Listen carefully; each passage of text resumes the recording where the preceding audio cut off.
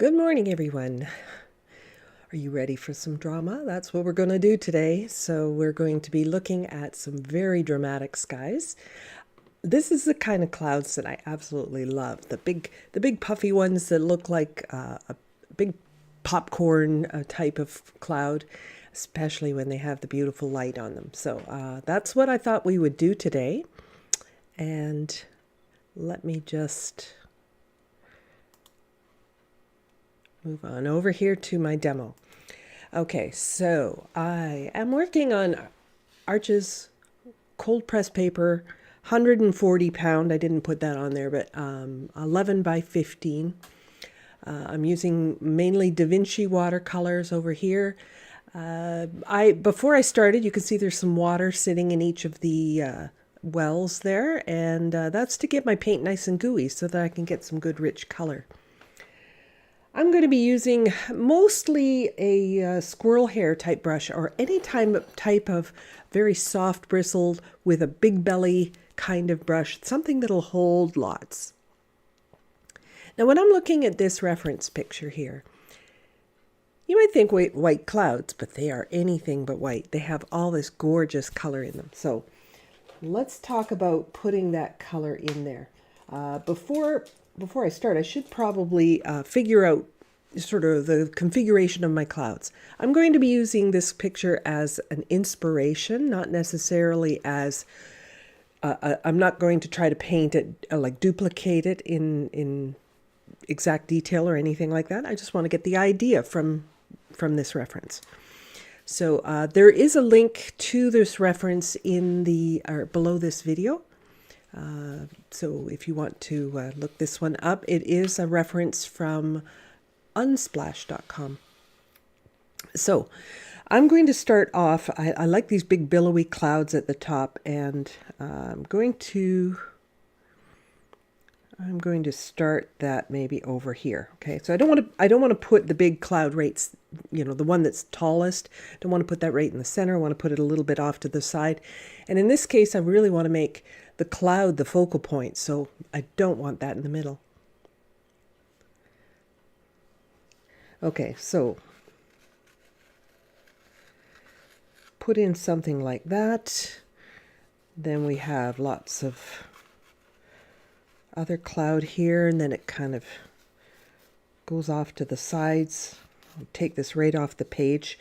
And I did that very, very lightly because, of course, these are clouds. I don't really want to have a lot of dark in there, but maybe I can do it a little bit darker so that you can see.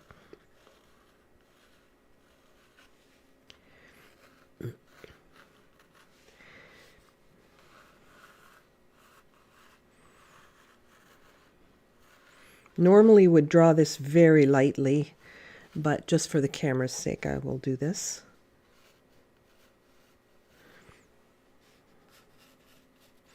Okay, first things first, I want to get rid of the white paper. So I'm going to mix up something really nice and golden here. I actually am going to mix up a couple of colors because you can see that there is this really nice golden light on the right-hand side. And then there's these beautiful sort of peachy pinks in there as well. I should have done a printout. I didn't even think of that this morning until just now, and it's a little too late. So I'm going to just go by the reference picture on the screen. And one of my favorite sort of golden yellows that's nice and transparent is quinacridone gold. So if I take some of this quinacridone gold here, I might be able to use some of that.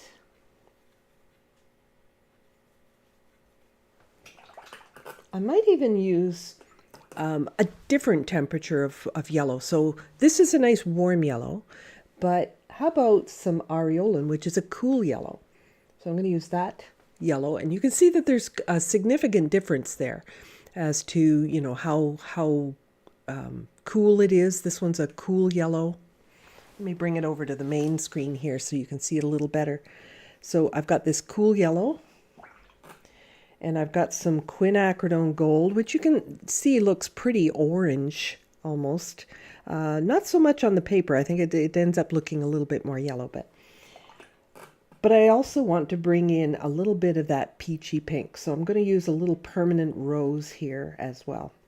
This is very powerful, so I'm going to be careful how much of that I actually use. Too much of this, I could go like really crazy. So I'm going to be sticking mostly to these two colors here right now. So my plan is this. I am going to have some really, really light color on here. Then I'm going to transition to a mid value, which is still going to be in the warm family.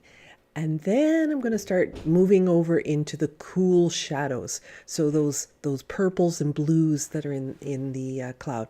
So I'm going to put the warm colors on, then I'm going to dry it, and then I'll put on some of the cool colors. And I do that because if you start getting these sort of pinky, orangey type colors, then you start putting on blues and purples, it can get pretty muddy pretty quick. So I want to keep those things kind of separate. So basically set my warm colors, and then I'll come in with some of my cools. So let's get going. I want to keep in mind that the first highlights that I put down, I'm not really going to leave some of the white paper anymore, but I will. I need to keep my paint really thin so that a lot of that white paper can shine through. So let's take a big brush here. This one's a big oval brush. Anything that holds lots of water is fine. But I'm going to use some clean water here, and I'm just going to come in and dampen the cloud area.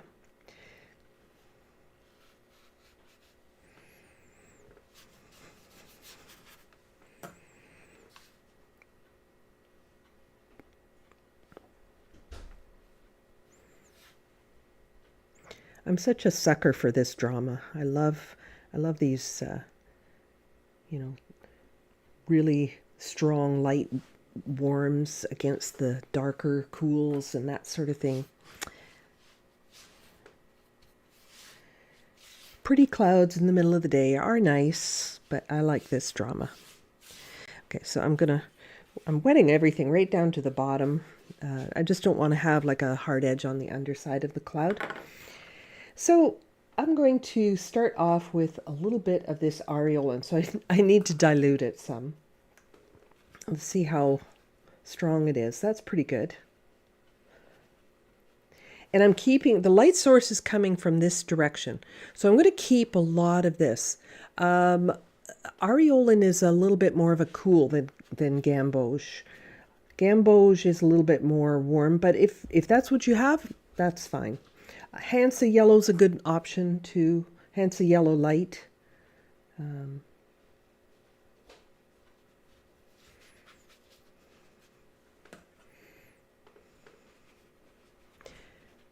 Now, if I have my spray bottle handy and things start to dry, then I will be able to sort of spritz it and keep things flowing.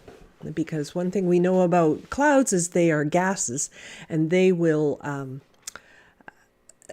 they're kind of round and fluffy and that sort of thing. So I don't want to have any hard edges in here. Only when the sky comes in, and I might have a few hard edges there. But I do want to keep this sort of soft and flowing together. Even if some of that bleeds up into the sky, I'm not going to get too worried about it. Okay, so it's mainly the right side of the cloud. Now let's come into some of this gamboge. So I'm not going to put the gamboge over top of, the quinacridone gold, the quinacridone gold, I'll come in more where the light starts to transition into a little bit into the darker shadows. So I'm going to come in here with this quinacridone gold. Nice and wet. Spritz it if you need to. Keep that flowing.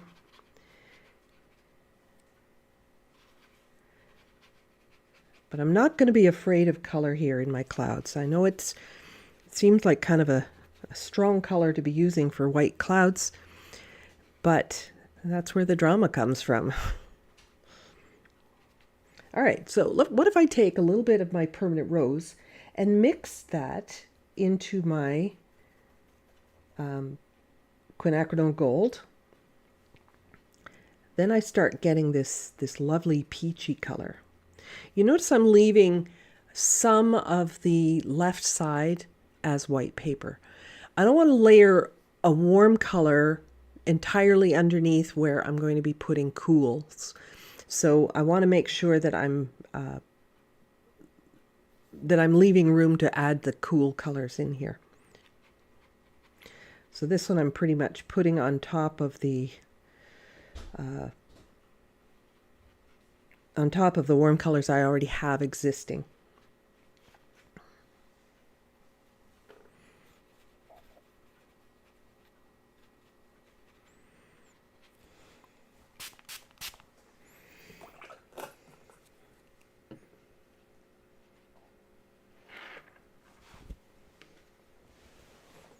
Have a couple of paper towels handy for blotting my brush.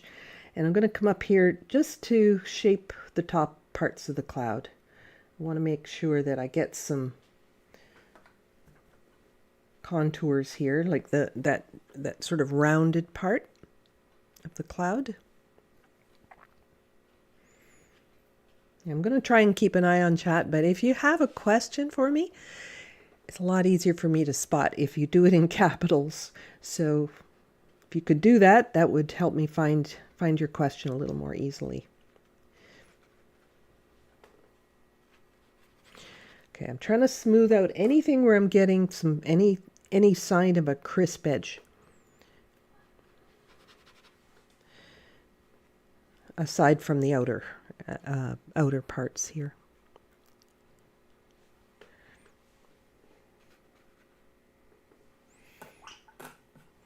All right, so what if I now take some of my permanent rose and just put in permanent rose in a few places. I'm thinking where some of those darker clouds are. I'm going to put in some of that permanent rose. Let's get some of that down through here as well.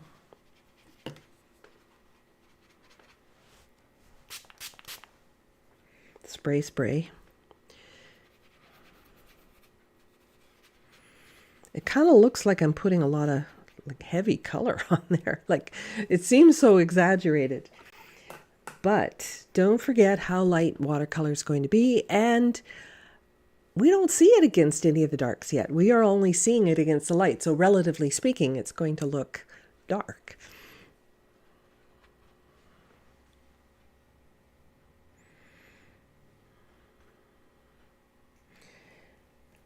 Okay, so I've transitioned from a cool yellow to a warm yellow, mixed with some permanent rose. Now permanent rose by itself. And what if I start shifting that permanent rose now over into more of a cool? So what if I brought in a little bit of cobalt blue? Mixed it into my permanent rose.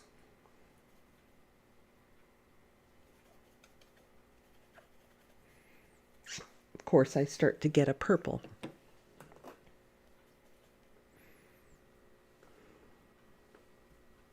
I'm going to make sure I don't have this too crazy purple.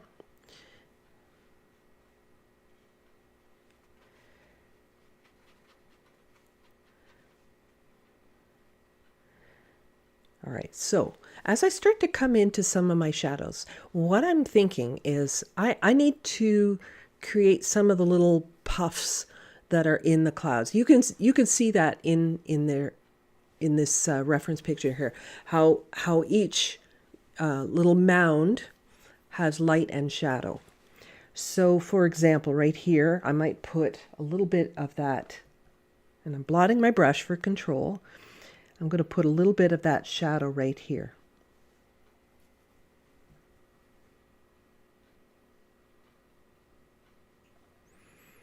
How about if I find a few places where I can put a little bit more of that?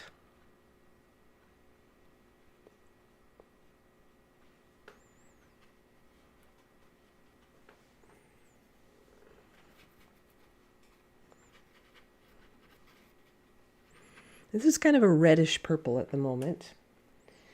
I'm going to get into some of the real cool darks very soon.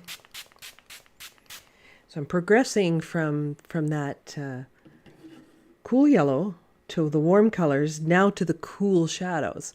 Now, yeah, the highlights in the clouds are cool, but they are yellow. So they, only relatively speaking, to yellows, this is a cooler yellow, but it's not a cool color. It's just relative to other yellows. This is a cool yellow. Then we're getting over into these darker side of the shadows here. We're going to get a lot stronger than this as we go along.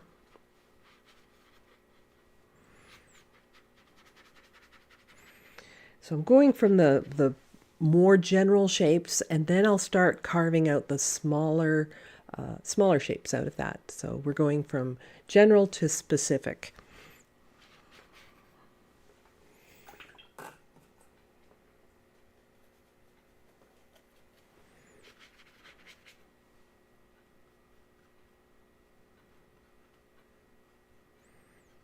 If my paper's too wet, I'll put these colors in and they'll just run all together and everywhere I don't want them.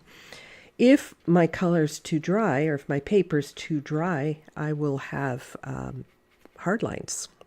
So it's a little bit of a tightrope walk, right? We're trying to find the right amount of moisture in the paper. That's where the spray bottle can be helpful. If I feel like, uh-oh, that's leaving marks there, 1, 2, and not close, not up like this and spritz it, you'll get a hot spot, right? So you'll get a whole flood of wet right here. If you hold it back, you get more of a cascade, and that moisture will spread throughout the cloud and not just hit that one spot and make it that one spot run. Because if you get one spot really wet, you know what happens. You're going to get a blossom. I know, they're gorgeous clouds, aren't they? Yeah, this reference was from Unsplash, and I did mention it, but I put the reference picture in the link to the reference picture in the description below the video. So I've been developing this, and I'm still mostly in the warm colors. I've just started transitioning over into some of the blues, but I think I want to start drying what I have. But do I need any more golds in here? Maybe a little bit more gold. Quinacridone gold I'm talking about.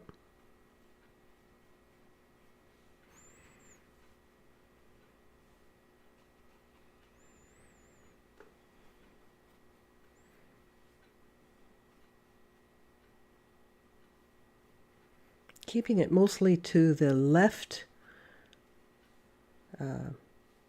I don't want to darken any of the right side where I put that aureolin color.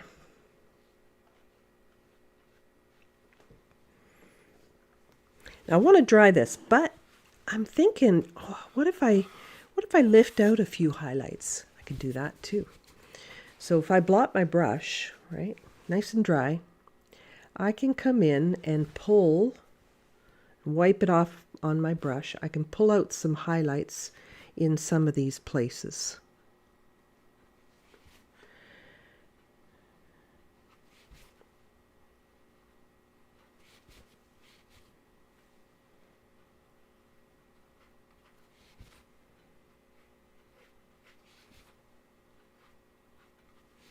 Gently pulling and wiping on my paper towel. Yeah, it's pretty technicolor at the moment, but I'm going to take my dryer and dry this. That's a piece of lint. I'm tempted to take it out, but I'm going to dry this first, and then it'll just brush away. You start digging into something like that while it's still wet, you'll have a problem.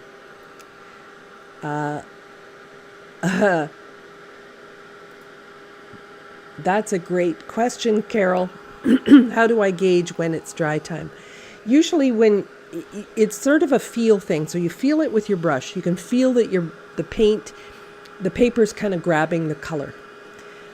You can also tell by some of the shine. So if the shine is basically left the paper, it's definitely time to stop. But the shine gradually dies down, and before it's gone, you better stop, because once it's gone, you really will get hard lines.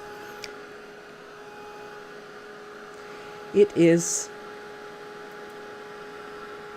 cold press, 140 pound that I am using.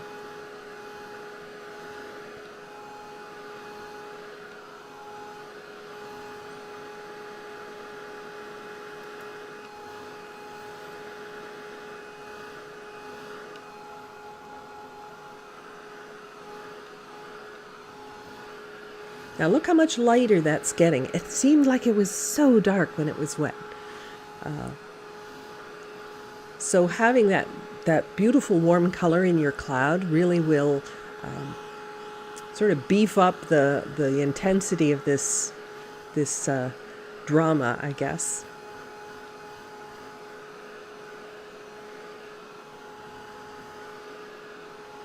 Oh,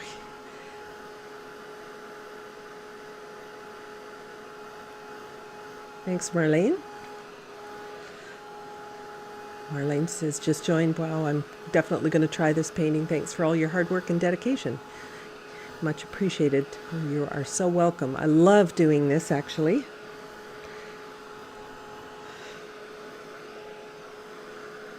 I get so excited I have to share it. You know, skies never get old for me. I've looked at them for 65 years and they never get old. They just are always looking fabulous. No two alike. Similar, not exactly alike.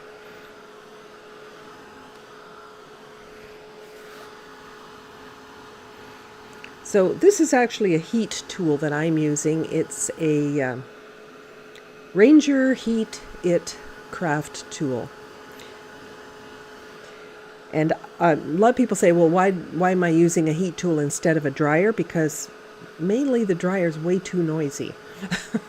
You can use you can use a dryer, but it dries more with air and less with heat. But this is faster and quieter. I can actually talk over it, which I never used to be able to do. I used to have to put my my camera on mute. So do I ever use hot press paper? I have used hot press paper, but so much of my painting in particular uses washes. And I find that if you use a hot press paper, washes seem to be a lot harder because the paper's more compressed. You know, it's when they're manufacturing the paper, it's using a hot press, which is like using an iron, and it compresses the fibers. That makes it less absorbent. So when you're trying to do a wash, the paint kind of sits on top. It doesn't sort of go into the fibers of the paper and disperse nicely like the cold press does. So I tend to use more of the cold press than anything else. This is almost always what I use, but it's 140 pound that I'm using. I stretch my paper. I'm lying. This one, usually I stretch my paper, but this piece for some reason isn't stretched. I think I might have had something on the other side. But yeah, this is not stretched, but it was previously stretched, okay? It would have been stretched on the other side, but yeah. Anyway, so the colors, now that the colors have died down, you can see that they are a lot more similar to this. They looked so garish when I first did it. It looked like crazy colors, you know, but you need to actually get enough in there that it actually shows. So the type of color you use, I think, is also important. Make sure you are using like a transparent color. think of your watercolor and transparency in your watercolor as like a stained glass window. And the light source from outside, or in this case, the white of the paper, needs to come through that paint in order to make it feel like it is light, you know, that it is illuminated. So that's where the glow is going to come from if you're using a transparent color. The name of my palette is this one is a Speedball color wheel palette, and sadly it has been discontinued, so you cannot just Google it and find it. You can't. They don't make it anymore. It is very similar though to the Stephen Quiller palette, so you might find what you need there. They basically have the same kind of color wheel configuration. It's more of a square palette, so it has a little mix area on the corner here, on each of the corners. So it's pretty much the same thing other than that. So pretty similar anyway. That's the closest I've come across. I think Meeden, Meeden, is another company that also makes a color wheel palette. So you can check that out as well. I think every time I do a demo, somebody asks about my palette. I might have to change just because people ask, and then they're so disappointed they can't get it. All right, so now I want to start bringing in some more of these blues. Now, some of these blues are really kind of dark, and I might go with my cobalt blue, but cobalt blue by itself is like much too bright. Like it's just like color intensity. Like it's definitely more sort of a cool purple gray in these shadows. It's not a bright blue. So I need to somehow dull this down. Well, if I come over here where I had that orange color and I mix some of that in, that's certainly going to dull that down to more of a purple gray. Here, I'll even mix it in with some of my permanent rose there. And it's because orange and blue are complementary colors. So if you want to dull it down, you can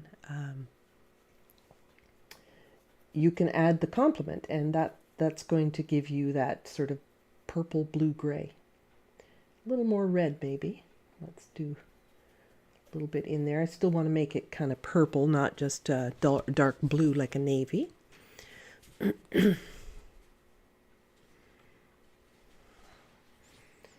right. I might have grayed that down even more than I wanted to. Let me bring this over just so you can see. Oh, not too bad, I guess. At first I thought maybe it was too dark, but put a little bit more blue and red in just to give it a little bit more color. I don't want it too gray. For the most part, I try and stay away from like real dead grays. I try to make them a little bit lively. So that's the blue gray that I have mixed up for some of my cloud. Now, if I work on dry, I'm going to get very hard lines, some of which I actually want. So in order to do this next step, I want to be able to soften edges as quickly as I'm putting down the paint. That means if I'm putting down paint, I want to put it down wet enough that it doesn't soak straight into the paper and I can't soften it. So I'm going to be using wet color. You can see how wet this color is. It's pretty wet, right? My brush is full. And I'm going to I'll start putting in a few little clouds here. Or a few little shadows, I mean.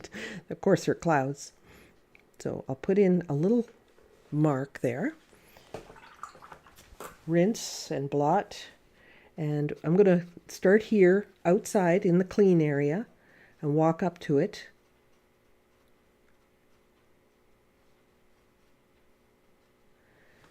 Now I've been able to soften that. So if I do that a whole lot of times, I'll be able to create the look I want.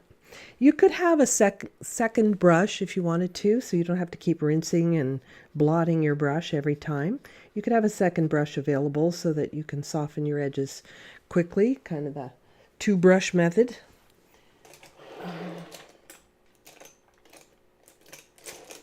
Just grab another one. Here, we'll grab this little, very similar in size. So I'll just grab this, and this is now my damp brush that I can have handy just for softening edges.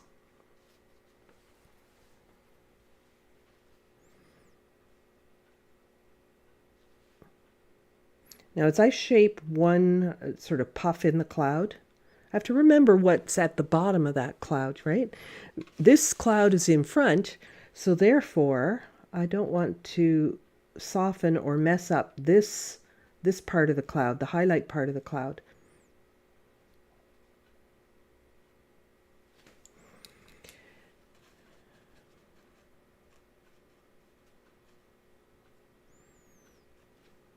So this has to go on dry in order to get you the harder edges that you're after. And yes, I'm doing kind of big shapes right now, but I'm going to start breaking this up into lots of smaller shapes as well. So it will come together. Let's do another one. Oh, that one's still pretty wet.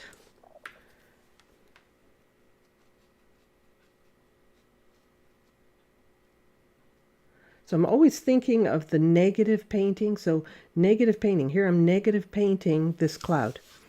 So I'm painting around it.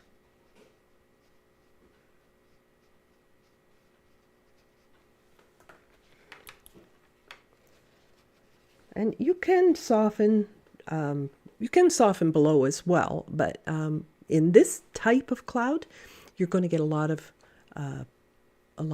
strong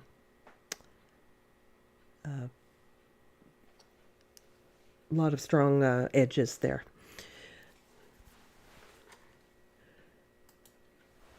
Do I use two brushes at the same time? Absolutely. That's just what I'm doing. So I'm going to plug away at this. The thing is that this area is pretty wet right now, so I can put some on, but I'm going to have to let that part dry. I'll keep moving around, and I'll come back and revisit this spot here. I can't do everything all at, I can't just sort of complete this little area here. I have to work around. So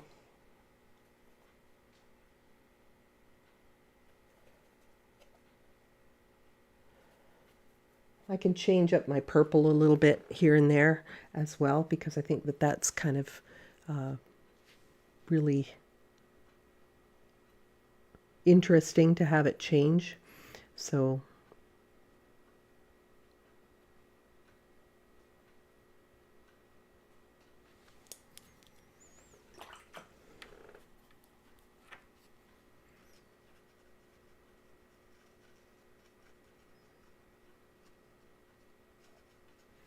if you're too slow about getting in there with your dampened brush, you may not be able to soften that edge. So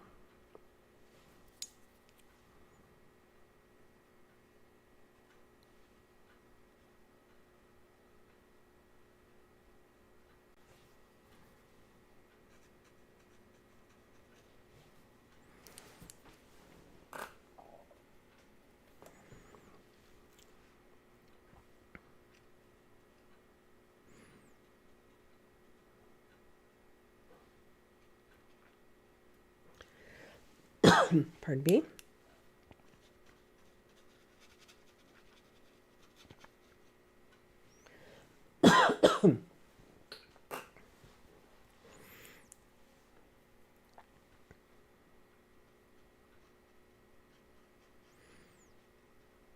A lot of sort of drama on this side of the cloud here.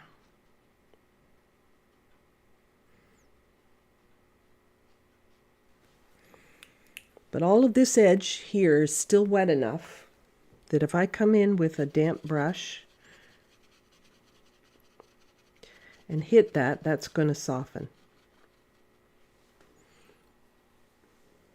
So that's going to give me that real softening. Now I'm going to bring this out a little bit more. I could really make this a little bit more dramatic if I don't make just little clouds or little shadows. I need to make some big dramatic ones at the same time.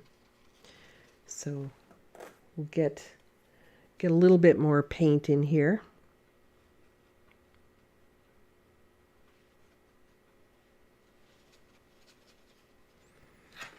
All right, that's pretty wet.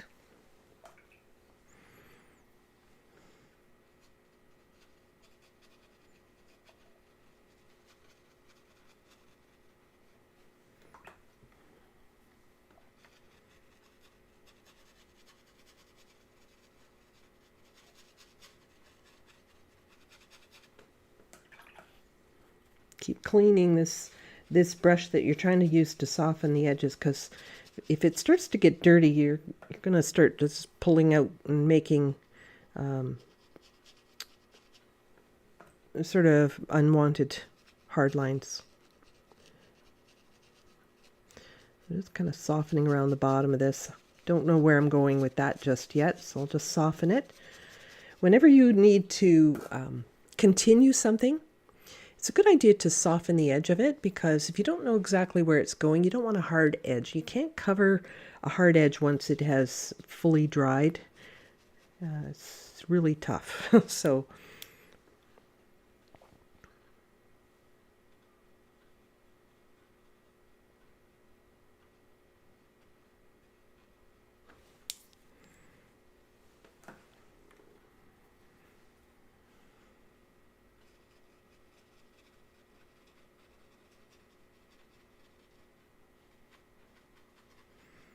this brush, you'll notice I'm always blotting it when I'm softening the edge, because if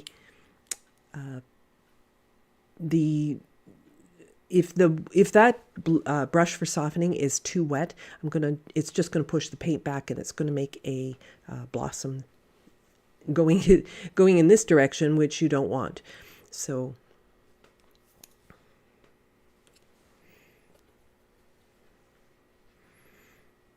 let's create a little bit more sort of drama over here.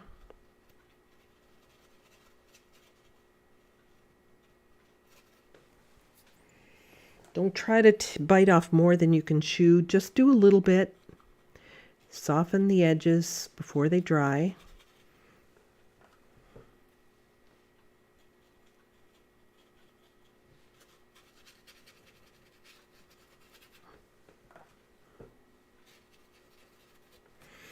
But the key here is make sure that the paint you're putting down in the very first place, like that color you're putting down, make sure that it's wet enough.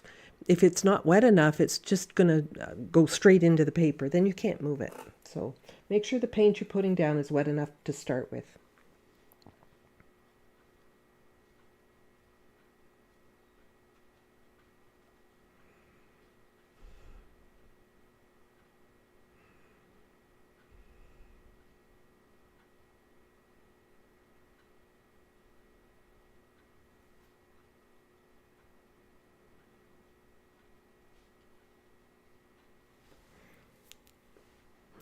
And yes, your analogy about sculpting, Carol, is just about a good description as I could come up with. It's sculpting.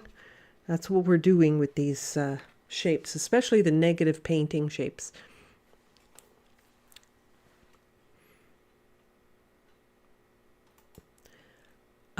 What's my secret to making a great composition out of every subject you've done? Do I have to start with a good reference? Well, certainly a good reference is helpful. You're all familiar, I'm sure, with the rule of thirds, that, if I were to divide this paper like this and like this, right? 3 sections this way and 3 sections across, the intersections are a good place to put your focal point. So I've decided this is going to be my focal point, and it's landing right in that area there. Now, in the original picture, that's not where it is. It's more central, right? It's like that. This is the entire picture. That's exactly how it was posted when I'm using it. I'm just using the idea of it. So I didn't want to have it quite as much of a fried egg right in the middle. I wanted to push it off to the side. So I mean that rule alone, that's kind of a biggie. Having lines that lead in and that sort of thing, or creating motion in your painting. There's lots of sort of schools of thought about how to create composition. I think it's good to create a good composition and then take a chance, right? Do something a little off the wall, but it needs to somehow work. Like, so if you put something right in the middle, it's put there like a bullseye to draw your attention. A good example is, and you've seen this 100 times, I'm sure, it's like a tiger's face, right? Well, tiger's got his eyes fixed on you, and it's meant to get your attention. So it's often taken straight on, just filling the whole page. And that's what they would call a fried egg composition, where, got the yolk right in the middle. And I would say that's kind of the exception to that rule of thirds. But the idea is that you have a few rules and then you learn how to break them like an artist. Am I going to paint the sky in the background at the last moment? Yeah, I probably will. That doesn't mean I won't be finished with my clouds. I might still have more to do on my clouds. Sometimes the sky's kind of the complement to this. I've got all these warm colors in here, and then I'm going to have this real cool color in the background. So, it's going to be a complementary color, and it will probably sort of set the tone as to whether or not I've got enough value built up in my cloud. So I'm just going to continue on here. Instead of just talking and waving my arms, I should be painting. So I'm just going to do that.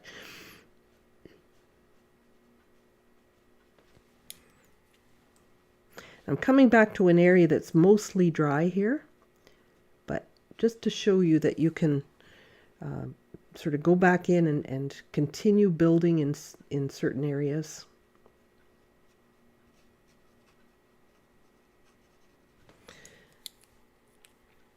And develop those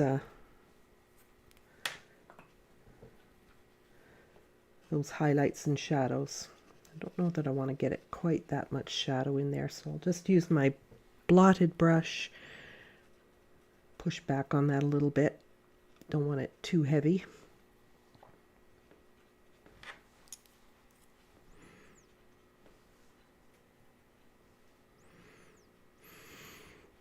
Now, the thing here, too, is try not to make too much of a formula out of this, that you want to make sure that you are sort of moving around, and that, you've got areas where there's lots of shadow, areas where there's lots of highlight, that sort of thing. Don't make it so much alike that, it becomes kind of a boring pattern kind of thing.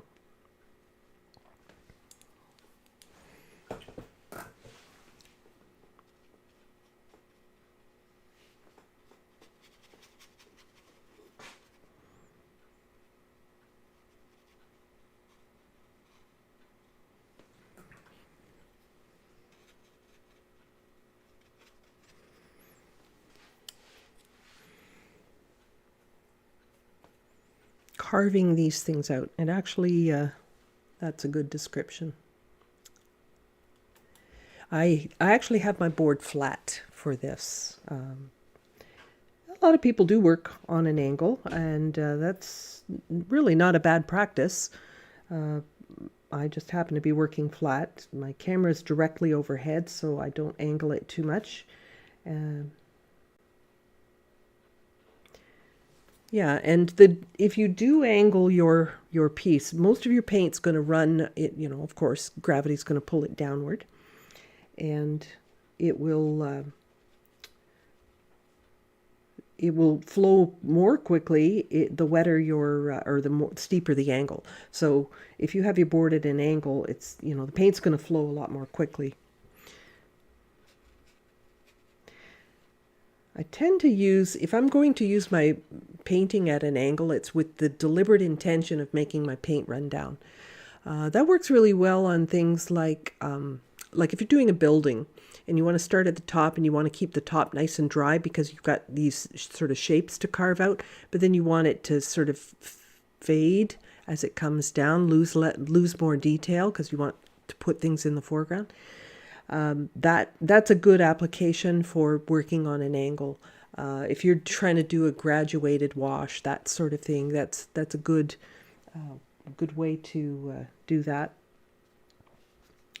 I'm going to revisit some of this and see if I can do a little bit more with the clouds in these areas here.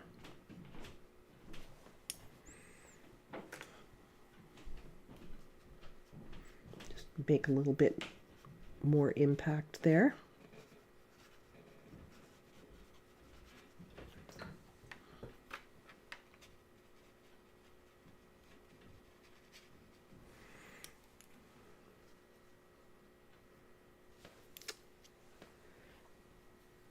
I could do a better job right there. So I'll just take my blotted brush and see if I can smooth those out a little bit more. Fresh paint will move fairly easily. One of the reasons I'm not using something like indigo or phthalo blue or Payne's gray for these shadows. First of all, those colors are kind of a little bit too dull in my opinion. I like these sort of purpley tones in here. But I'm using colors, and this is important, I'm using colors that I know will sort of lift and move pretty easily. Would it be dangerous to add more quinacridone gold? No, I probably could add more quin gold, but I wouldn't do it until this is dry. But yeah, when I put my background in, I might discover, things are, I thought I put lots of color in there, but now it's not very dark. And I might have to come in and build up a little bit more in a few places. Like through here, for example, I bet I've got to make that a little bit stronger. I can also, this is something I didn't talk about yet. I can also start doing a few of my cloud shadows with a little bit more of that peachy color. So if I take my quinacridone gold and permanent rose,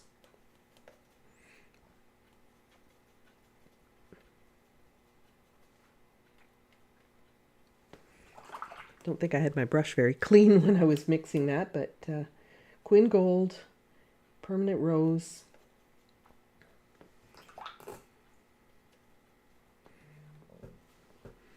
and I could do a few of my shadows, bringing a little bit more of that in there. Oil up?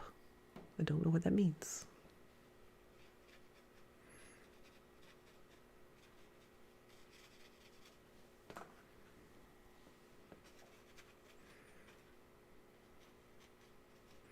So not every shadow has to be this purple blue color here. I could come in and make this a little bit more permanent rose if I need to. So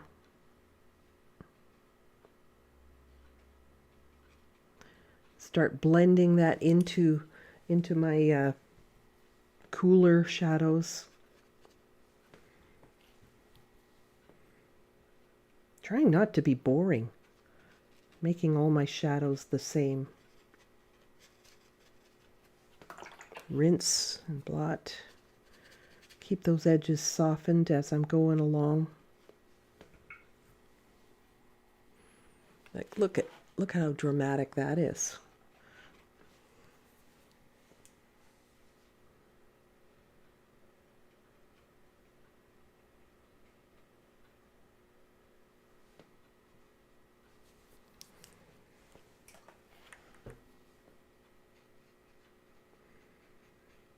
Now, this is something you might want to practice a little bit because you got to get your head around the negative painting. And the one thing that you can't really do too easily in clouds is to like take a pencil line and put pencil lines because they're really going to show. So you have to be a little cautious of that you don't use a bunch of pencil lines to sort yourself out. But I know some people that will use, like, for example, a watercolor pencil, and they will use a watercolor pencil to help sort of guide them as to where the negative shapes need to be and that sort of thing. Yes, cobalt does make a brighter purple than ultramarine. The other reason I'm not using ultramarine is because of its granulation. It is one of the most granulating colors that I've used. So yeah, that's definitely a consideration. Yes, you called it. Yes.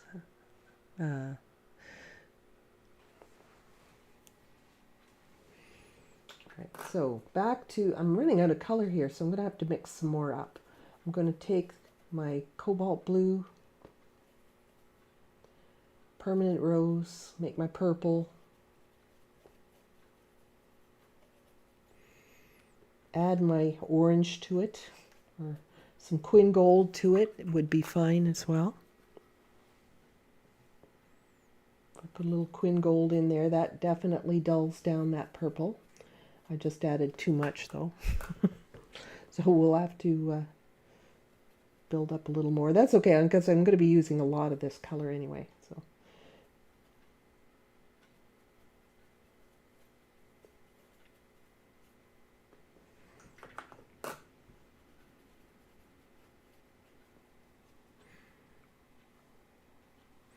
okay, so let's where can I work? I can work somewhere else, not here. I've been working there a fair bit.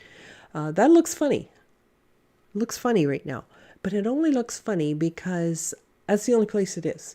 I will come in and I will use a little bit more elsewhere, and that will fit in just fine.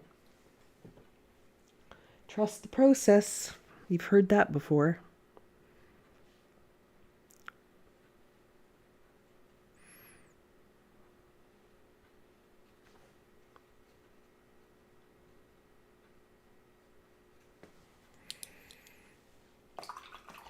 I think it's a really good idea to observe clouds and try to understand where the shadows are before committing to your painting. I would definitely recommend that.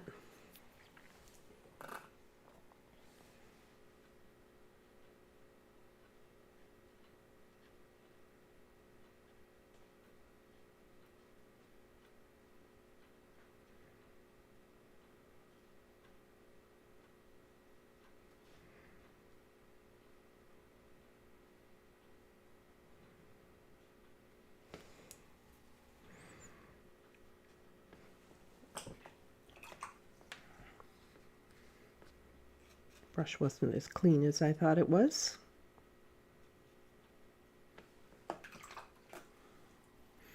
I'm actually going to use a smaller brush. I think that one's a little bit too big.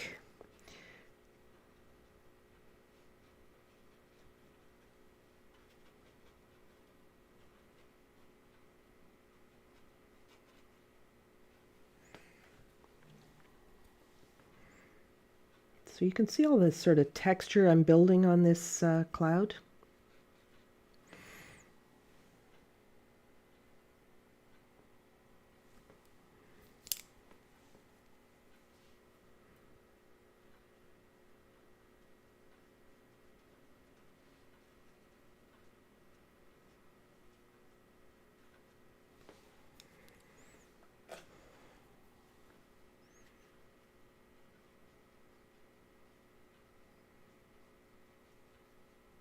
Being really selective about where I have hard edges and soft edges, picking and choosing here.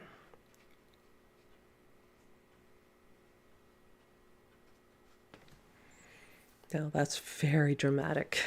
It's going to dry lighter, but it looks like crazy dark right now. I think it even looks darker on the screen than it does in person.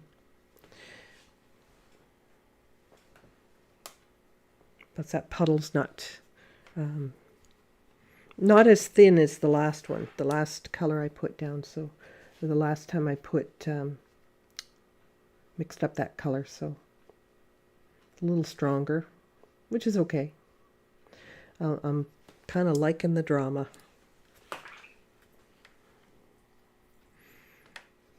Keep forgetting which brush is which here.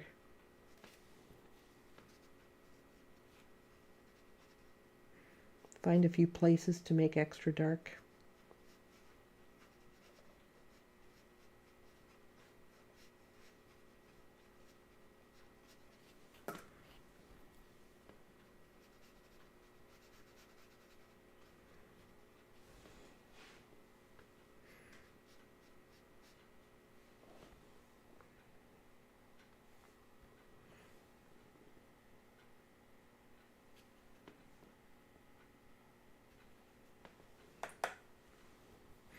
I'm going to use a little bit of this reddish mixture, kind of that golden, this color here. I'm going to use some of that up in this cloud at the top.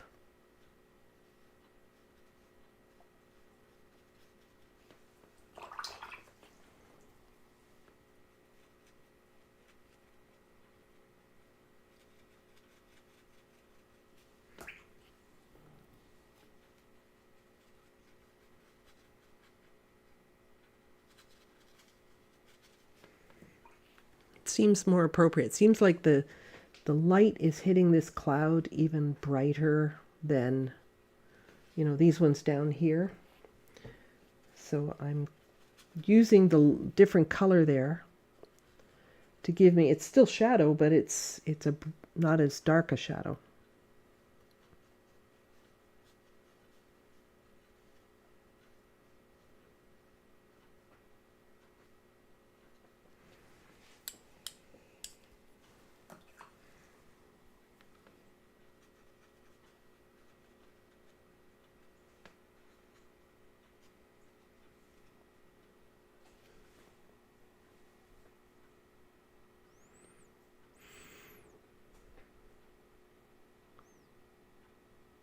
Yeah, in terms of my palette, I have set it up very much in a color wheel format as much as I can with the colors I tend to use. But and honestly, I've got a couple of greens on here, but I'm usually mixing my greens. I mean, I put it on there. It felt like it needed it, but I'm honestly not using these greens very much. I like to mix my own. For teaching, when I'm teaching a beginner's class or something like that, and I want to talk about color theory, I can just point to my palette. I've got a color wheel here, and I find that very useful. And I always orient it the same way. So I know this palette, you know, if you really wanted to, you could probably set it up on a turntable, like a Lazy Susan kind of thing. But I like to keep it exactly the same orientation because I've built up muscle memory. I hardly even need to look where I'm going. I don't have to hunt. If I turned it around, I'd have to hunt for my colors. So if I always keep it the same orientation, I don't have that problem. That's what works for me. That's not right or wrong. It's just what works for me.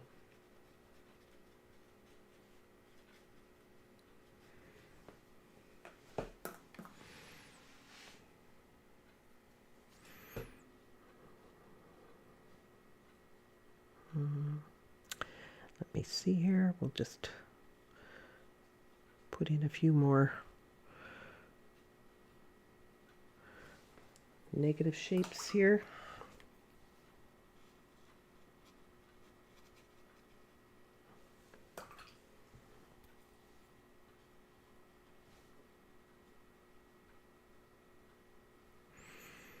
So when I say negative shapes, it means I'm deliberately keeping that edge smoother to create a mound of cloud gases in front.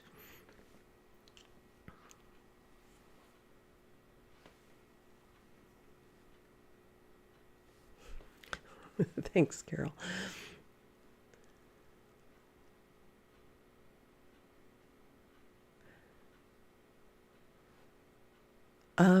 You know, okay, so Margarita, you're talking about cobalt blue and how it separates a little bit. I actually find that really interesting because every time I pick up, and you can see it separating, watch, I'll bring this over. Look how the color's separating a little bit on the palette. I had it really well mixed up, but now the colors are separating. You can see the red is separate from the blue. That means every time I pick up my brush, I've got variety, and I like that. So some of these things manufactured, paint manufacturers are doing these things quite deliberately. You know, they're capitalizing on that whole not mixing together too much aspect of the paint.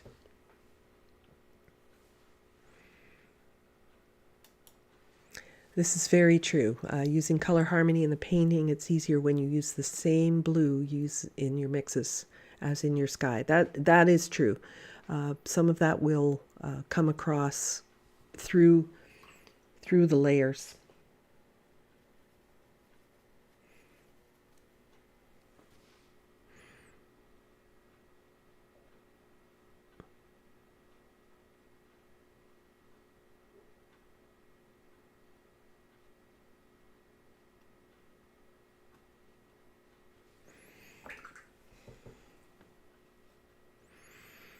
I'm working to make some variety in these clouds as well. I don't want to have all the same size little loops, you know. That would look really contrived.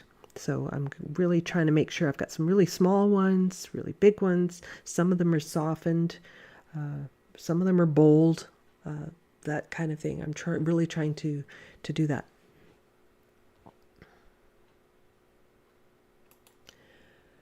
I'm using my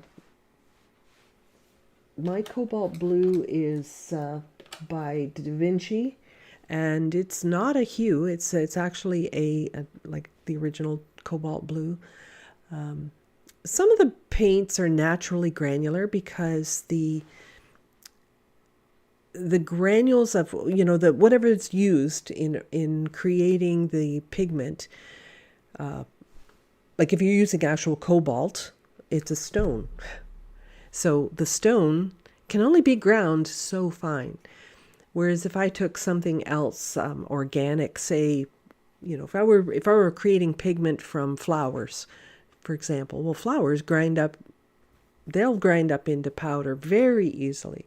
A stone, not so much. So you're going to get a little bit of more granulation with some pigments just naturally, right? Because of where the pigment comes from. Not everything is man-made in watercolor or in paint in general.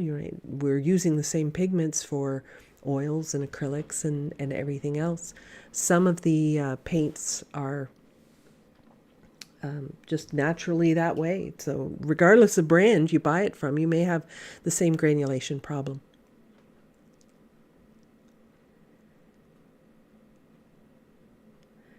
Yeah, and the granulating colors can be beautiful. I mean, Daniel Smith is one company that has really taken that whole concept of granulating color and embraced it in their line. They have a lot of granulating colors. You can even buy granulating medium.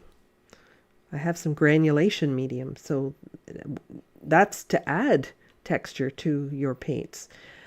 If you are looking, however, for something really smooth, some of the staining colors, such as phthalo, in terms of blues, phthalos are very smooth. They won't have the granulation. So that might be an option. You have to be careful when you're trying to soften them and that sort of thing, because they are staining, so they'll be trickier to soften than other colors. not trickier to soften. It's just that they'll be, if you don't like what you've done, you can't really pull it off as easily.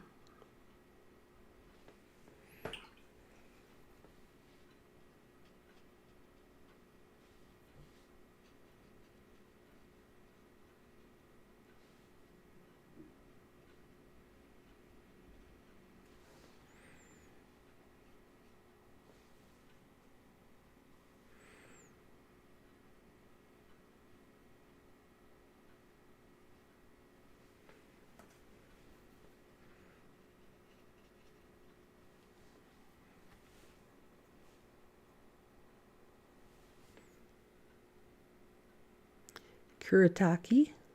I don't know if I'm saying that right, but granulating. There are only 5 colors with an empty pan. The set. Oh, okay. I'm actually not familiar with that brand. I don't think I've ever heard of it. Heard of them, I should say. Heard of that company. Maybe it's not available in Canada, which is where I'm from. Yeah, and, you know, keep in mind, depending on where you're from, because we do get people from all over that watch this, and, you know, the colors that I'm using, you might not be able to get. But some of the certain colors are common regardless of the companies. Like cobalt, you're going to find cobalt in most brands, I think. I don't think that's, you know, it's not like calling it buttermilk or some crazy name like that. It basically refers to the pigment itself. So it's pretty much a staple in many palettes.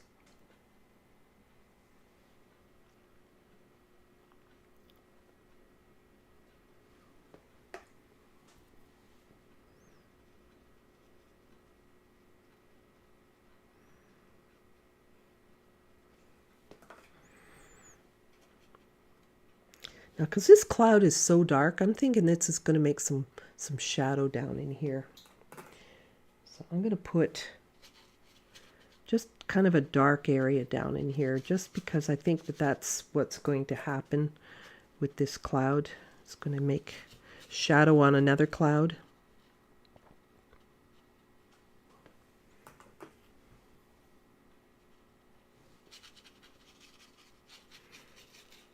Still softening in all those edges though, because I don't know exactly where it's going to go down here, but I can create some of this drama. Who would have thought a white cloud would have that that dark of a shape in it? But there it is, and I don't think it looks too out of place. I think it's going to be definitely going to be dramatic.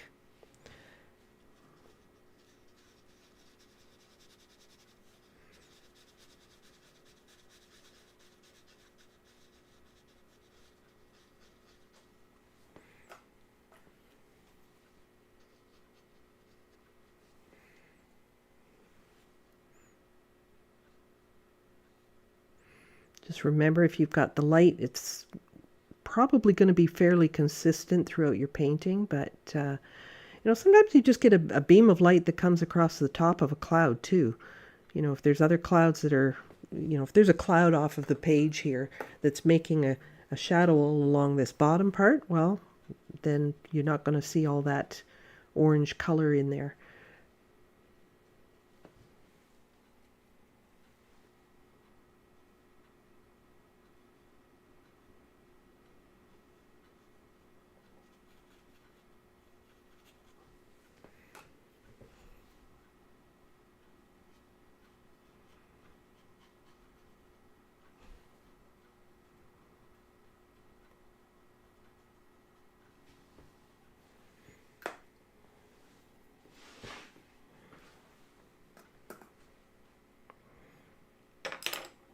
Okay, I want to get some of the big area down in here. I'm going to dampen down here.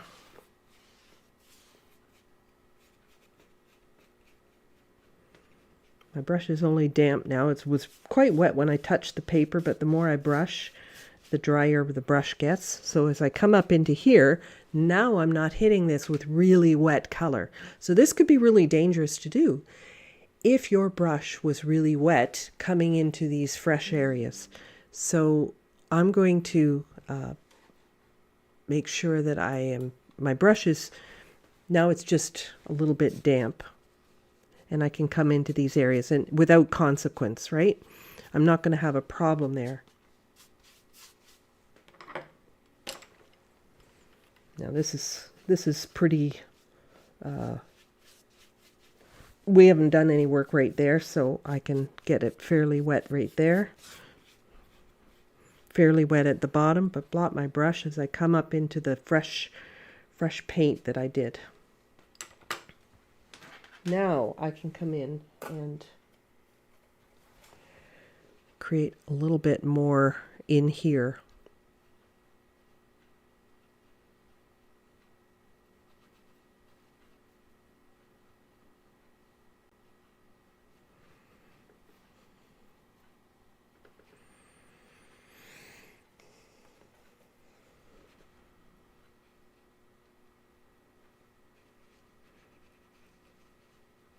I'm just kind of swirling my brush around, getting the variations in the cloud that are typical. Put a little bit more blue in that.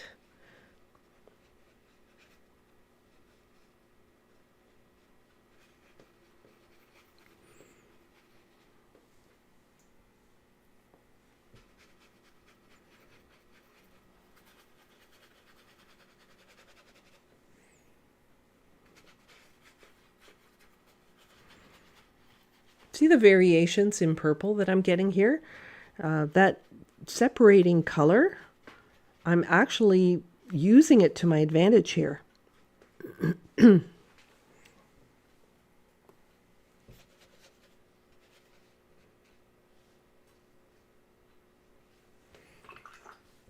I want to soften this. I don't want that to be a big shape right there.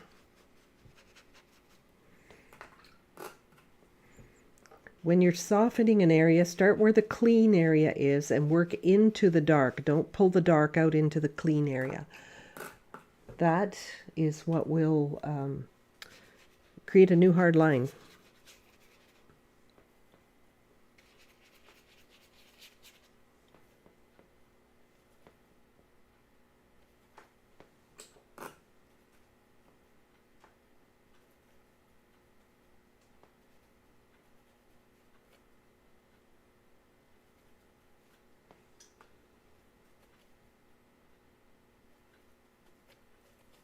Trying to mix up a little bit more paint on the fly. That got a little bit too brown.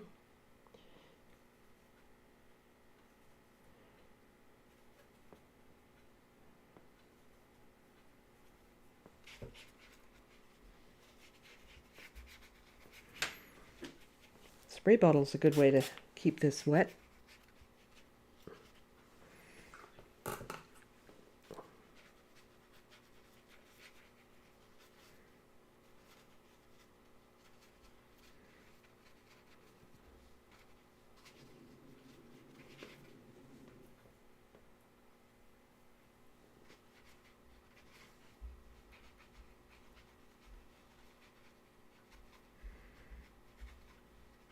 This paper is quite wet now, as you can tell by the way the paint's moving.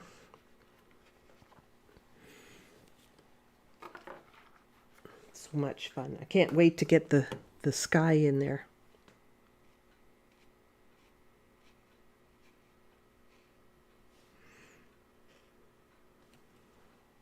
Lint.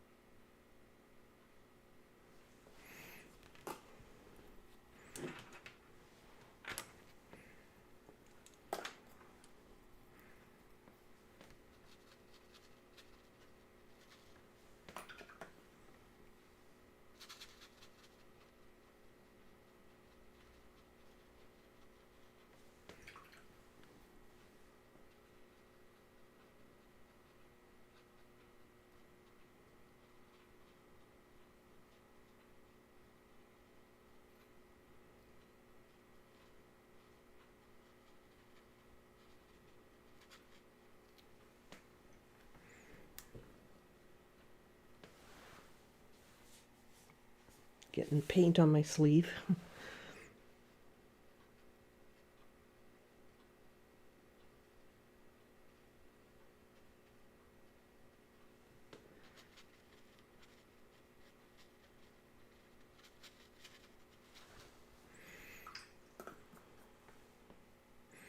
I want to keep this fairly light up here. I don't want to do too much right in that spot, but I want to get a little bit more of these warm tones, I think, in throughout this area.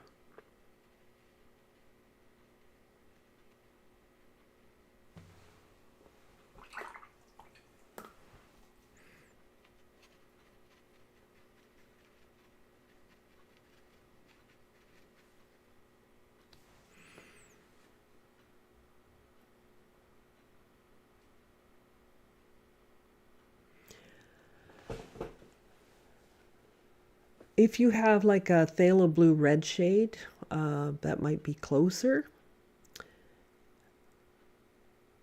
The green shade's going to be a little bit of a cooler blue, like lean a little bit closer to a green. So you want one that'll lean a little bit closer to a towards a purple kind of thing. Moonglow. Moonglow's a great color that actually separates. I have some of that sort of just within my reach here.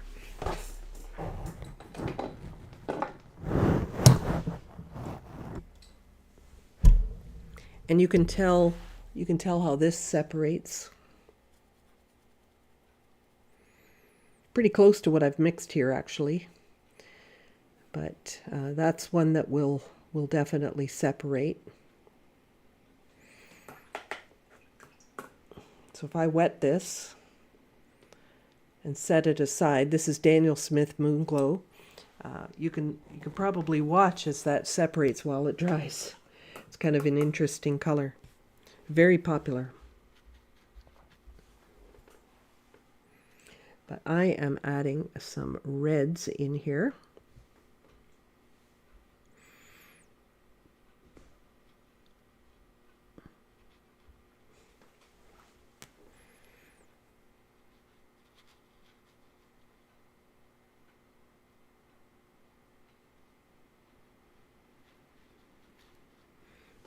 Blend it in down there.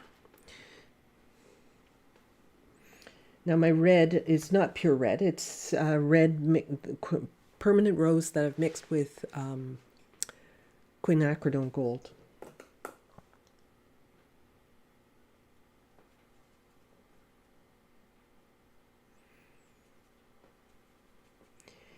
And I don't believe that Winsor Newton has quinacridone gold anymore. I believe they have discontinued it, if I'm not mistaken. But they have a substitute for it. If you're looking for a substitute, they have one called golden yellow or something like that. Don't quote me on that. Maybe one of you know. Put it in the chat if you do know. But they have a substitute for the quinacridone gold, which is, I hear, is pretty good.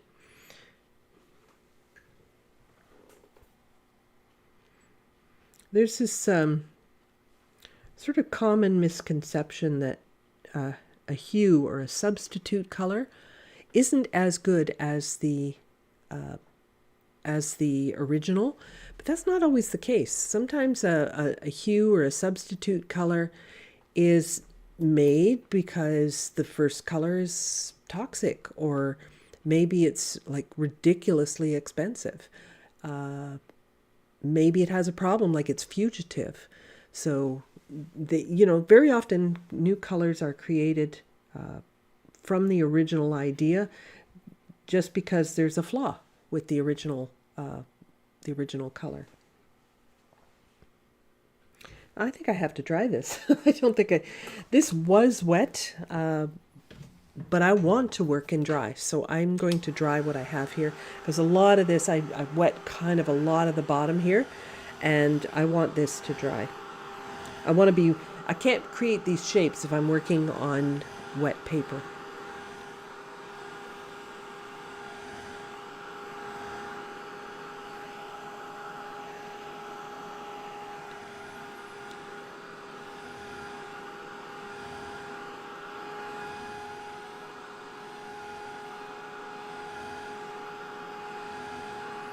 Yeah, the quinacridone red is a pretty staining color, I have found.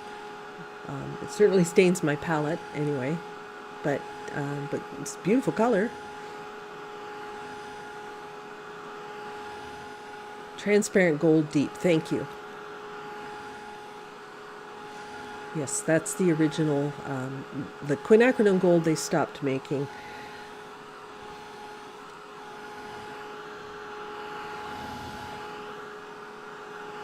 Sometimes a pigment is not even created by artists. For example, the car companies, they use a whole lot more paint than we do. So they're not going to tailor pigments just for watercolorists. It's not going to happen. So sometimes we as artists are at the mercy of the pigment suppliers, pigment manufacturers, because their main customer might be a car company.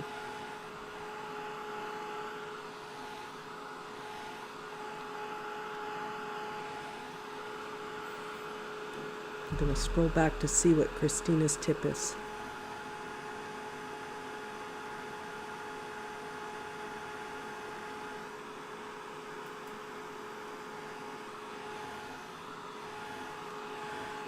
Okay, Moon Glow Alternative. DaVinci has Artemis, but you can also pretty easily mix your own with Viridian, Ultramarine Red Shade, and Quinacridone Red for better light fastness.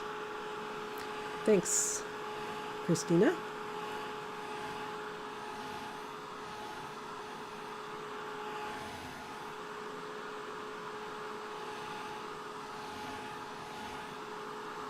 There are absolutely endless possibilities of color mixes, aren't there?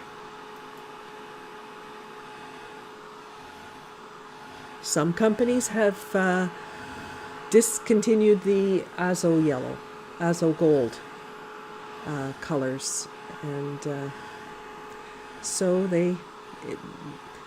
it just keeps churning. Like the colors come and go.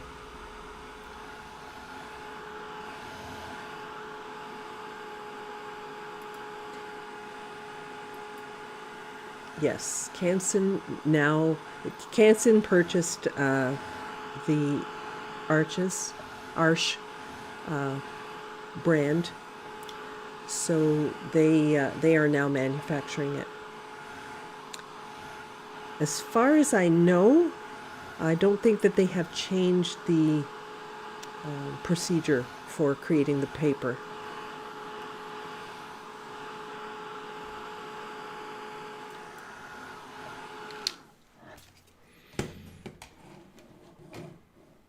Okay, so you've got the idea of the cloud here. I can certainly do more, but look at how this is separating. I stirred it up pretty well, and now it's all separating again. The pinks and the blues are kind of like not wanting to touch, so they're kind of pushing away from each other, and that can be a really beautiful effect. You know, just kind of like what I got in this this lower cloud here. So I'm going to take some color now and put some of my blues up in here. So clean an area that I can mix up some nice blue.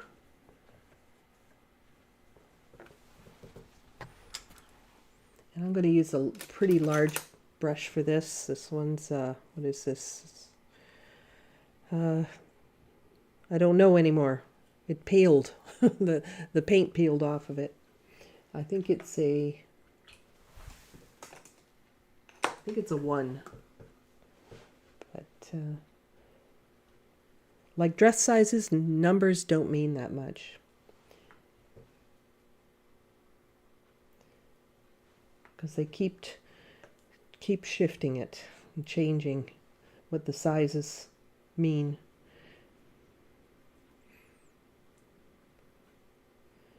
Okay, so I've got some nice wet color here. I'm going to, just to make sure this goes on evenly, I'm just going to go into my rinse water. I didn't rinse my brush out very well, as you can tell, but I'm just going to wet the sky so that I can get this on pretty evenly.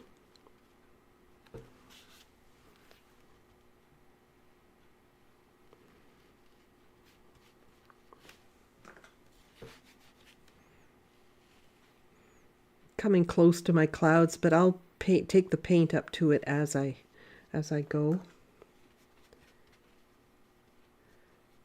But this, if I want this cloud to look light, I better put this color down. I put this color down fairly strong.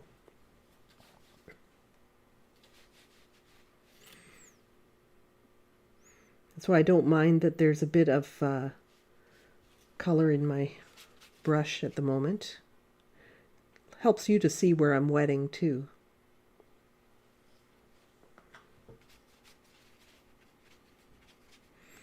Nice and wet. Paper's starting to wrinkle,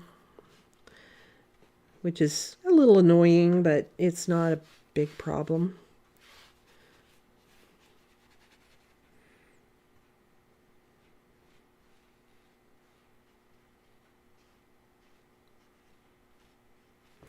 All right, so now I'm going to take my cobalt blue here. Is that too bright? I think it's a little too bright. So I'm going to take a little bit of my dirtiness over here and dull that color a little bit.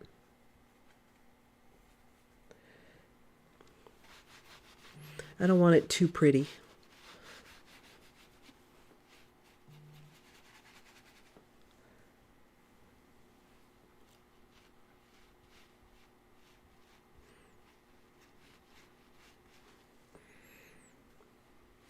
Whenever you wet your paper first, you've got to keep one thing in mind. Wow, that paint is going to dry a lot lighter, a lot lighter.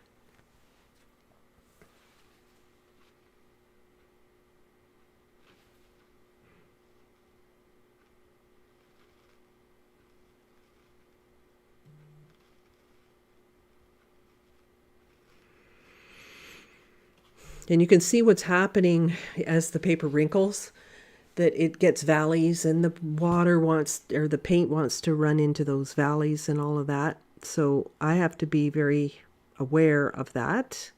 I can't just leave it to dry like this, or I'm just going to have these really dark channels right here. But mostly I'm just going to try to redistribute that color.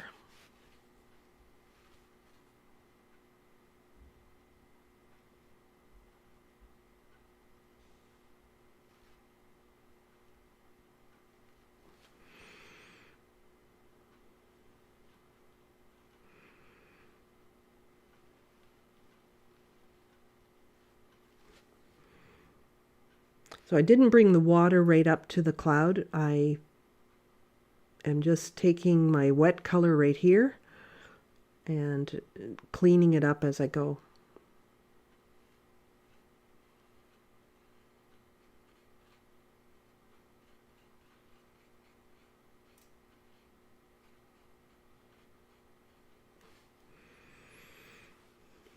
Redistribute those puddles again. Now, I'm not going to just keep doing that until it dries. I will work with this in a moment. I just need to continue getting this up to the clouds.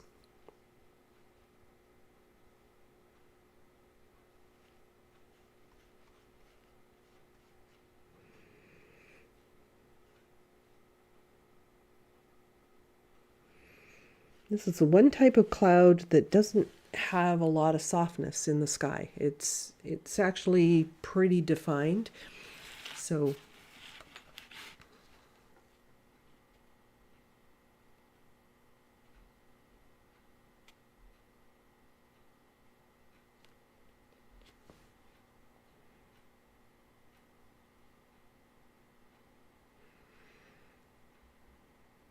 stuff is actually negative painting. Painting a background around something is negative painting.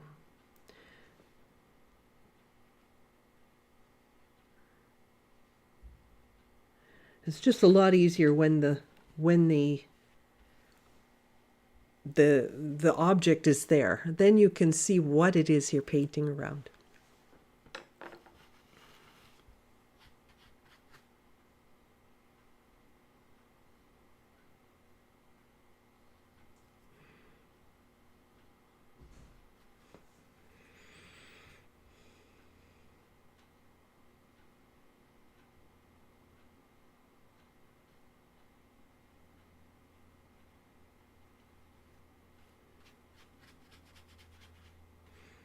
Okay, so lots and lots of wet color here. Just keep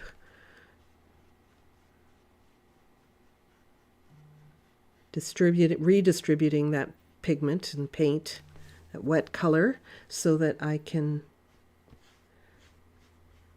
smooth it out after. All right, so my paper's really wrinkled, quite wrinkled, and I don't want a sky that looks like that. That's quite messy at the moment.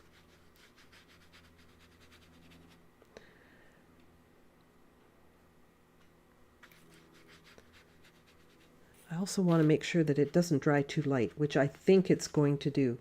So I'm going to mix more color here.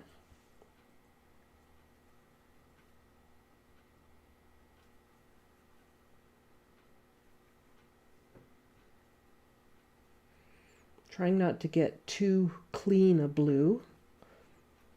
Want it a little bit dirtied up a little bit. Not too much though. I don't want a gray sky. I want a less than perfect blue sky.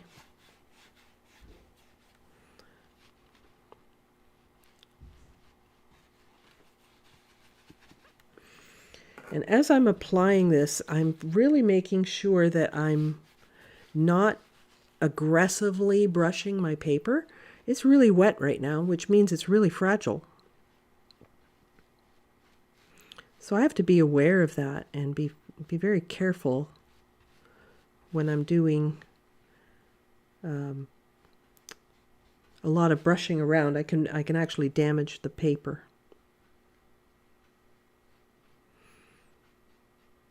So once I got everything sort of sorted out color-wise and worked my way around all the puffs on the clouds and that sort of thing, then I can come in and make this a little darker.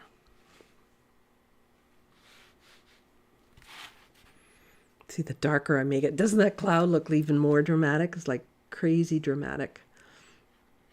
Contrast, color, temperature, all of those things are going to create more drama in your painting. Ugh.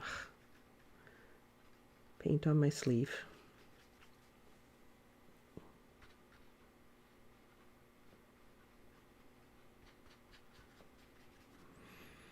There's two kinds of clothes.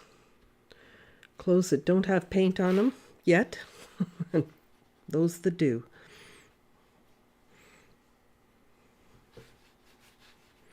Okay, there's a lot of paint there.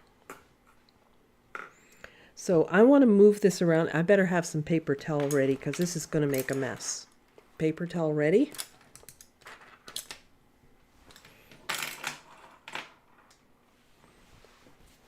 Brushes are always rolling around on my paper palette, or on my table here, I mean. All right, so let's move this paint. If I tip, it's all going to gather right here. So I'm just going to drink it up.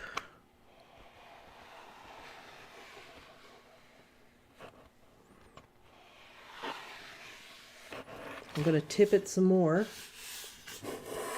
I'm going to tip it this way because it's going to be a little easier. So you see, lots of the color ends up sort of at the edges here. That's what I have to absorb before I lay it down flat. Still gathering a little bit right here in the corner. So don't just wipe it off and say, that's good enough, and lay it down. You'll have the same problem. So holding your breath.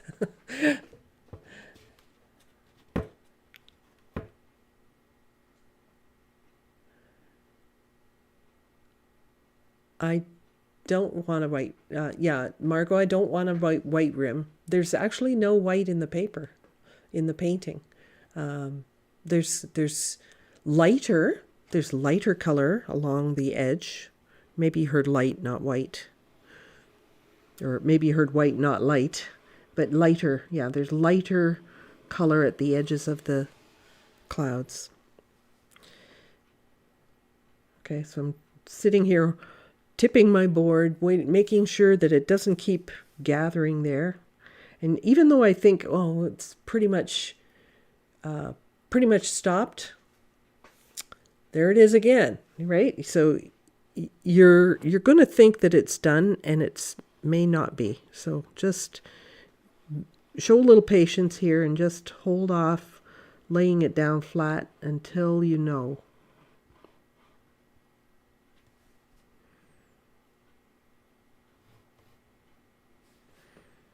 What'd you do today? I watched paint dry.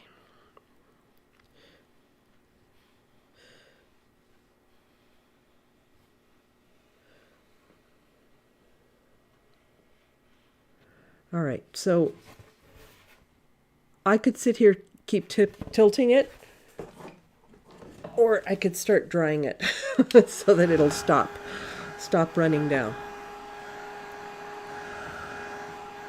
It does look a prettier blue on the screen than it actually is in person. It is a little duller in person.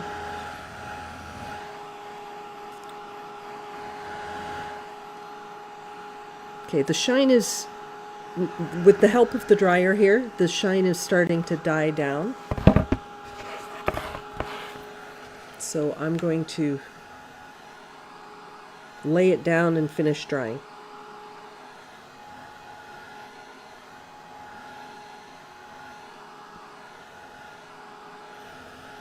What do you think? I think it's still too light. I think it needs to be darker. So I would hold this, I would dry this completely, because I don't want to start putting more paint on right now and make patches and pull off color and things like that. So at this point, I think what I would do is I would just dry it completely, re-wet and add another layer, just to make that extra dark.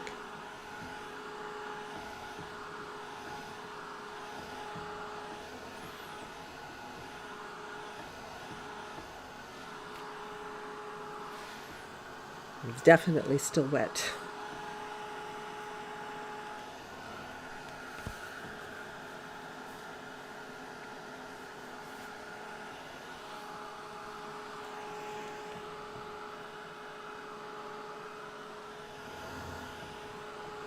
Okay, but it's not going to run anywhere. It's not going to go anywhere right now, but it's not completely dry. So I can start seeing now kind of where this is going, and maybe I want to get more drama in here. I can see that I want more pink, I think, in this area here. So I could definitely do some of that. A little more permanent rose in my mix. Well, actually, I'm going to take this mix area here and clean it up.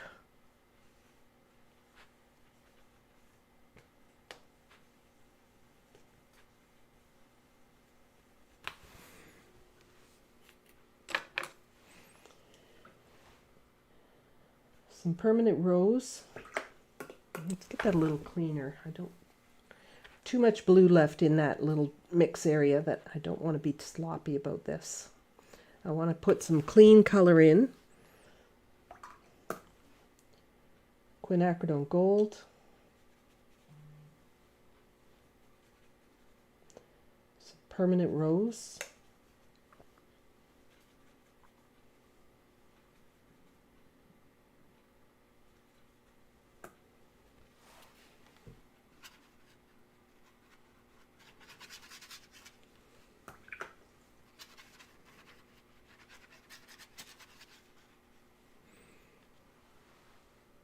I think more permanent rose. The Quinn Gold's pretty powerful.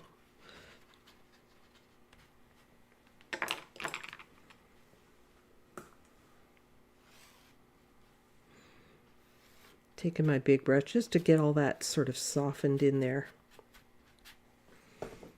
But you can see how much more color I can add into there, even though this is kind of dry down in here, and I put all the shadows in.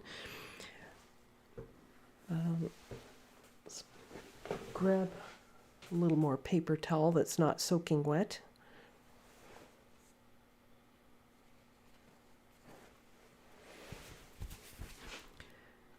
Lift out a little highlight here and there.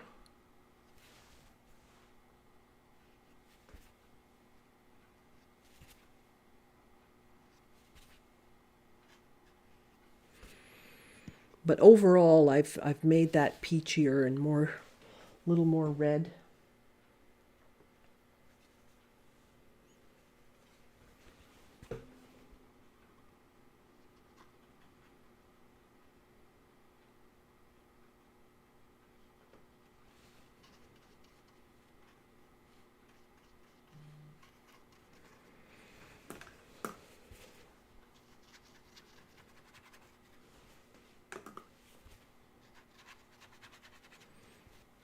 Softening it in, though, that's the key, right? Just want to make sure you're not all of a sudden jumping from light to red, or from red to blue all of a sudden.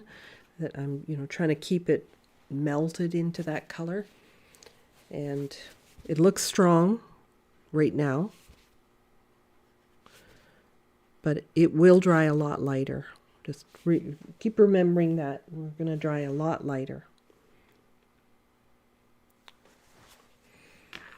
I'm just going to keep playing here with a little bit of this.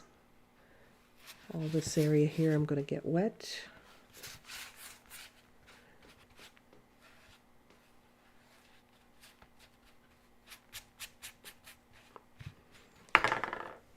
And add in more permanent rose into these areas.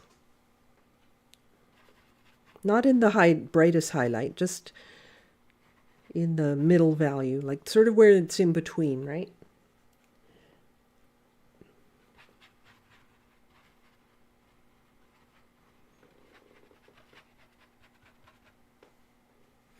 Look how many colors are in here. No boring gray cloud, gray and white cloud. I'm just wetting over here because I don't want a hard line forming somewhere. That's why I'm doing that.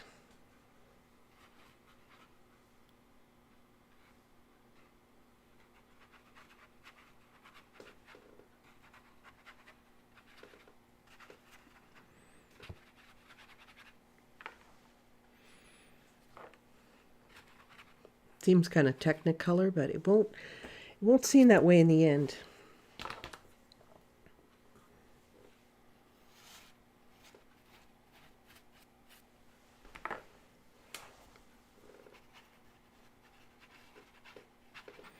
I don't think I'll put any more permanent quinacridone gold in here. I think I've got probably enough.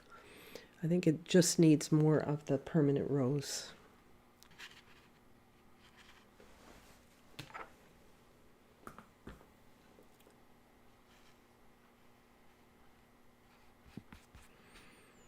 Just dampening it because I really don't want like a hard a hard patch of permanent rose in here. I just want to tint what I've got, basically.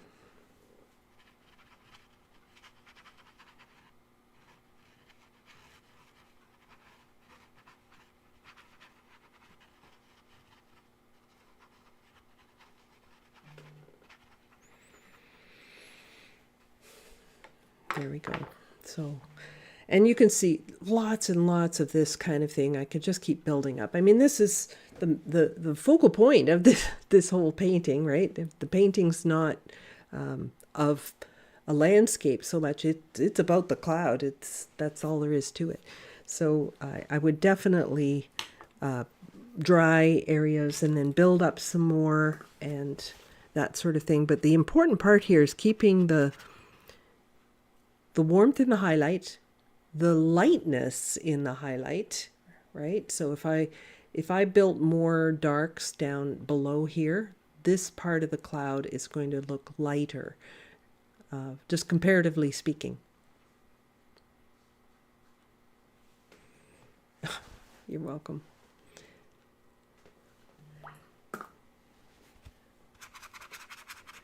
Okay, keep an eye on things. Make sure you don't have any hard edges forming, because I just went back in and glazed over top. I've got some funky stuff going on here, so I'm just taking my damp brush, wiping it off, smoothing anything that's looking like it might make an edge. So I'm keeping an eye on those things.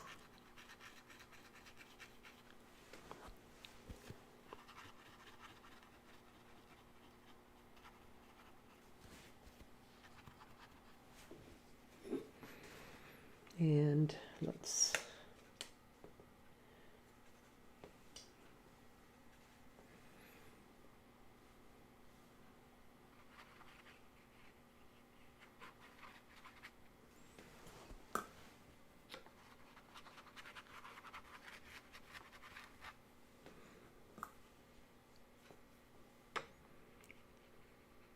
create a little bit more here.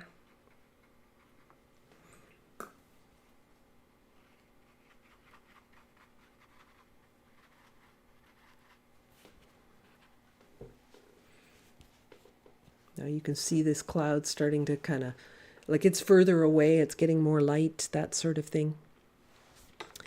Yeah, and you know, you could spend quite a long time fussing and fiddling with this one, but you get the idea of it anyway.